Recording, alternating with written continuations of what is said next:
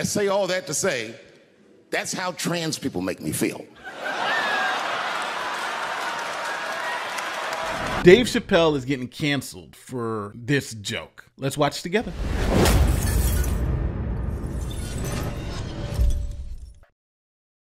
All right, so let's check out Dave Chappelle and his joke that's causing people to say his job should be lost, his career should be done, and all this other stuff. Let's see what all the fuss is about. And the only thing that got me out of that space was a comedian friend of mine, the late, great Norm Macdonald.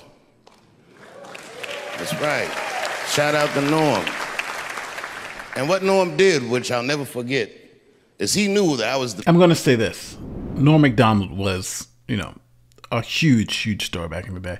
R.I.P. Norm Macdonald. Biggest Jim Carrey fan in the world. Now, I'm not going to go all into it, but Jim Carrey is talented in a way that you can't practice or rehearse. What a God-given talent. I was fascinated with him.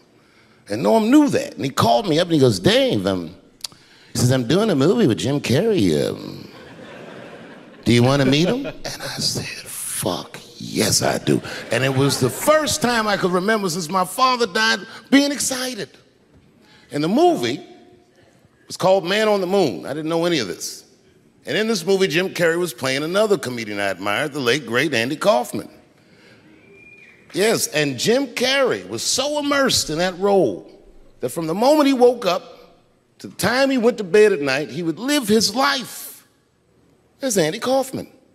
I didn't know that. When they said cut, this nigga was still Andy Kaufman. So much so that everybody on the crew called him Andy. I didn't know any of that. I just went there to meet him, and when he walked into the room where we were supposed to meet, I screamed, Jim Carrey! And everyone said, no! Call him Andy. And I didn't understand. And then he came over and he was acting weird. I didn't know he was acting like Andy Kaufman. Just like, hey, how you doing? And I was like, hello. Andy? Now, in hindsight, how fucking lucky am I that I got to see one of the greatest artists of my time immersed in one of his most challenging processes ever. Very lucky to have seen that. But as it was happening, I was very disappointed.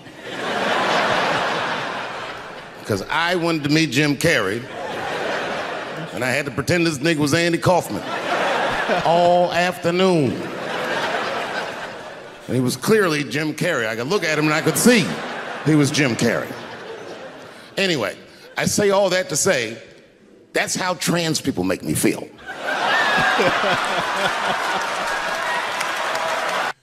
Okay, so you guys have the full context. Here's the other joke that he made that's causing people to go crazy. God forbid I ever go to jail.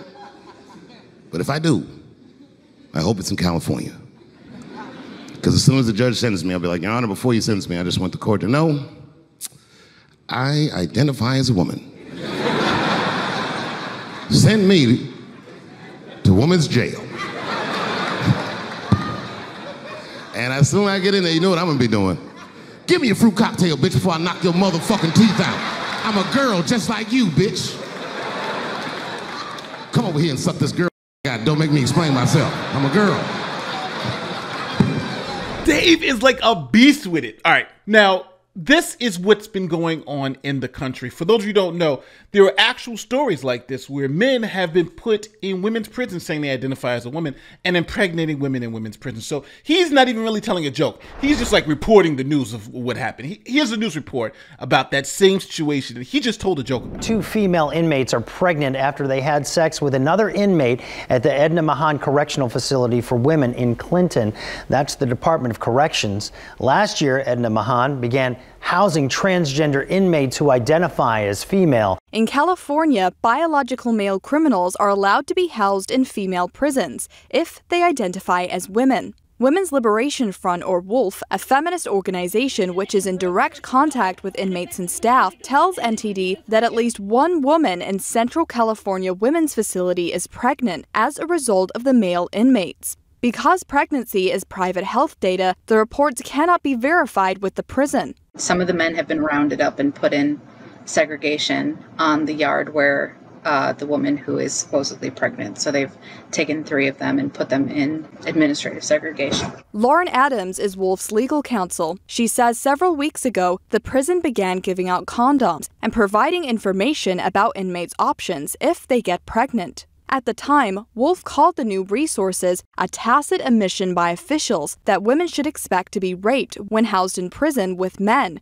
where all sex is considered non-consensual by default within the system. Now, what they're saying is absolutely true. Men and women who are in confinement can't consent to sex. It will be a non-consensual act. So essentially, these women are being blanked by other men in the system. And I think I agree with their assessment that the reason why they're giving out condoms and these pamphlets to tell people about, avoiding pregnancy is because they know the game is going to be played. It's human nature. So now allowing women into the system, and Dave Chappelle now making a joke saying, hey, I want to now be a part of that system. I'm going to identify as a woman so I can take advantage of the being put in a women's prison rather than being put in an all males prison. It's funny, but you can't make jokes about things like this anymore. So let's hear the backlash on why Dave Chappelle is now a transphobic monster for essentially just repeating the news. There is something genuinely depressing about watching Dave Chappelle, who is one of, if not the best comic of our lifetime,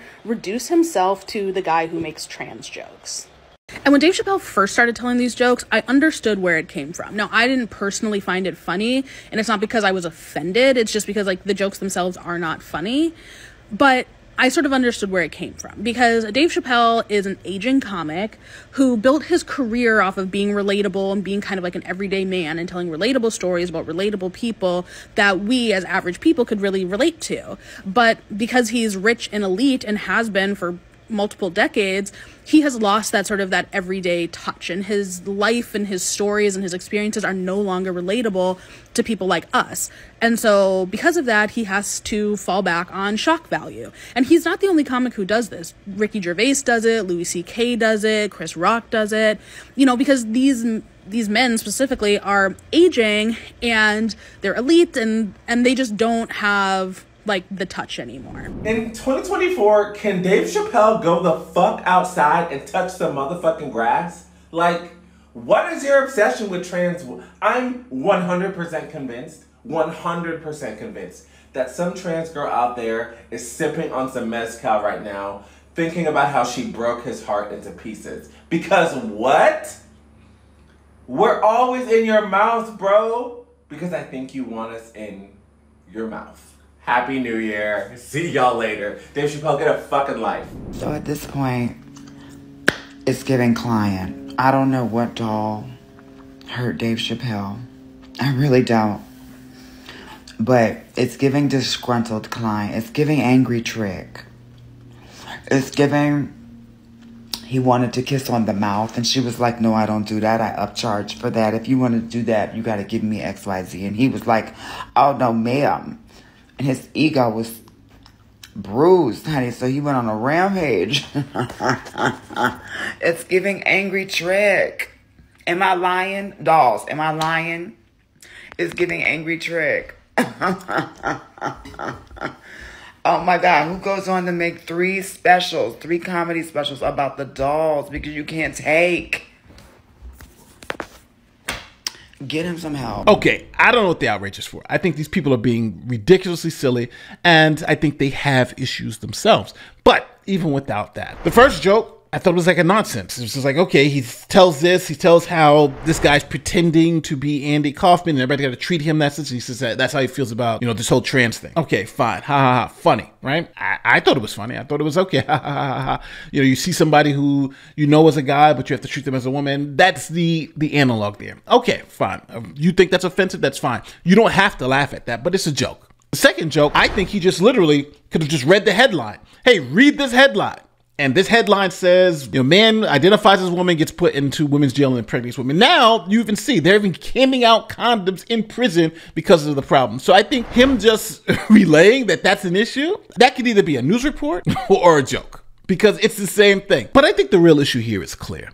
is that they want to have this protected status where no one can make fun of their interactions or their perceptions of trans people. Right? If they're not saying that it's all good and, you know, it's all roses, then you should lose your job and be canceled and have those consequences, which is ridiculous because it's antithetical to free speech. It's almost like they're saying they don't want to be treated like everyone else, but yet they want to be treated like everyone else. Let me explain it. All other groups, you can make these type of jokes and not have any issues, right? They'll be funny. But with the trans community, you make a joke about them and you should be fired. But if their goal is to be treated just like everyone else, to be integrated in society, so when you see a trans woman or a trans man, it's no different than seeing a real woman or a real man, right? It's absolutely the same. Then you would want to integrate everything. You want to integrate the fact that you could be made fun of. You want to integrate the fact that you could use the bathroom. There shouldn't be any difference. But by making this such a difference where you can't make fun of us, then you're automatically telling us we have to treat you differently. We have to treat you separately than we treat everyone else. And I didn't think that was the goal. I think what Dave Chappelle's doing is just saying, hey, it's fair game. The trans community is fair game. The black community is fair game. The white community is fair game. When he makes jokes about black people and calling us the N-word, no one is saying anything wrong, right? No one is saying anything negative about it. Why? When he makes fun of white people, no one's saying anything negative. When he makes fun of Hispanic people, right? So I think he's an equal opportunity harasser of communities, if you want to call him that. But that is comedy, and that's why he's good at what he does. All right, so listen, there may be some people with different opinions. Let me know in the comment section if your opinion of this whole Dave Chappelle controversy is different, because I want to know. I would like to know. I think we have to have thicker skin. And if these simple jokes enrage you, then you have a problem. I think these people who are upset have their own internal problems, because this is comedy. And if you don't like comedy, then don't watch it. That's all I can say about that. Don't forget to like, share, subscribe, do all the great YouTube stuff. My name is Nick the Lawyer, and I'll see you next one.